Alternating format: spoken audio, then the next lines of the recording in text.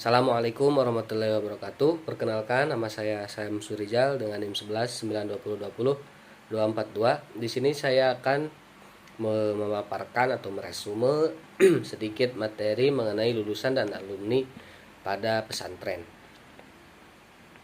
Nah, yang pertama itu lulusan dan alumni pesantren terhadap eksistensi pesantren.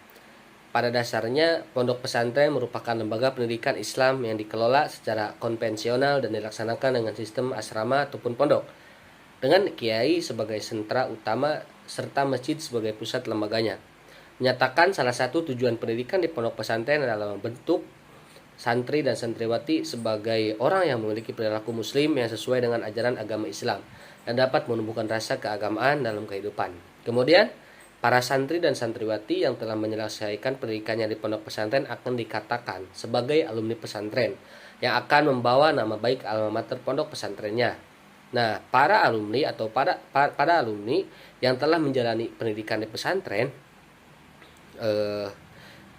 yang di pesantren diharapkan mampu untuk mengembangkan ataupun memelihara dan menjalankan nilai norma agama semaksimal mungkin agar dapat mencetak santri yang berilmu tinggi, memahami, mengetahui, mampu mengamalkan akidah dan syariat Islam serta dapat mengembangkan diri ke arah yang lebih baik. Pada kenyataannya, sebagian alumni ada yang berubah perilakunya ke arah yang tidak sesuai dengan syariat agama Islam. Ada sebagian alumni pondok pesantren yang menggunakan waktu dan kebiasaannya untuk melakukan hal-hal yang tidak bermanfaat. Alumni pondok pesantren masih menjadi salah satu pengangguran akibat masih minimnya keterampilan yang didapat ketika menuntut ilmu di pusat pendidikan berbasis Islam itu. Dikatakan, sebagai besar alumni pesantren masih mengandalkan ilmu teori yang didapatkan di pesantren untuk mencari pekerjaan. Nah, khususnya menjadi guru. Namun karena keterbatasan lowongan kerja dalam mengajar, tidak sedikit alumni pesantren yang menjadi pengangguran. Padahal pesantren sebagai salah satu lembaga pendidikan masyarakat memiliki potensi ataupun yang sangat besar gitu dalam meningkatkan taraf masyarakat, apalagi jika dikaitkan dengan banyaknya jumlah pesantren yang hampir ada di seluruh wilayah Indonesia. Alumni pesantren juga memiliki daya asing ataupun daya saing. Dengan adanya program unggulan, Kementerian Agama melalui Direktorat Pendidikan Diniyah Pondok Pesantren di bawah Direktorat Jenderal Pendidikan Islam melakukan penjaringan santri berprestasi melalui program beasiswa santri berprestasi ataupun dengan disebut PBSB. Harapannya dapat menumbuhkan kesadaran masyarakat bahwa alumni pesantren mempunyai peluang untuk dapat memasuki PTN dan PTS atau bahkan perguruan tinggi unggulan serta dapat meyakinkan kalangan akademis atau perguruan tinggi bahwa santri memiliki kualitas yang sama dengan mahasiswa lain apabila diberi kesempatan yang sama. Bagi pondok pesantren, implikasi PBSB ini memacu kalangan pondok pesantren untuk melakukan pembenahan untuk memberkalikan santri untuk menguasai sains dan teknologi, sehingga tidak ada santri yang tidak melek teknologi. Kemudian ada lulusan dan alumni pesantren di beberapa jenis pesantren. Yang pertama itu ada lulusan dan alumni pesantren di Salafiyah. Nah, penyelenggaraan pendidikan di pesantren salaf ini pada umumnya dengan menggunakan metode sorogan ataupun bendongan ataupun wetonan.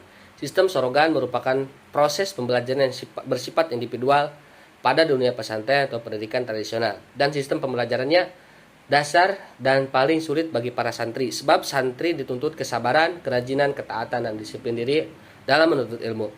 Seringkali santri tidak menyadari bahwa mereka khususnya mematangkan diri pada tingkat sorogan ini sebelum mengikuti sistem pembelajaran selanjutnya di pesantren. Kemudian ada lulusan dan alumni pesantren khalaf ataupun modern. Sedangkan pesantren khalaf, manajemen pesantren dan kurikulum pesantren semuanya adalah sistem modern. Kiai tidak lagi mengurus keuangan pesantren, tetapi diserahkan sepenuhnya kepada bendahara pesantren. Demikian juga kurikulum yang ada dengan pola kurikulum modern dengan sistem pembelajaran klasikal. Nah, di sini tampak perbedaan bahwa pesantren khalaf sistem administrasi, manajemen dan tata kelolaan lembaga lebih terbuka gitu dibandingkan dengan sistem pesantren salaf, yakni sistem manajemen dan keuangan pesantren selalu dalam kendali otoritas kiai meski telah dibantu oleh lurah pondok sebagai pengelola operasionalnya. Namun pelaksananya tetap mengacu kepada restu kiai.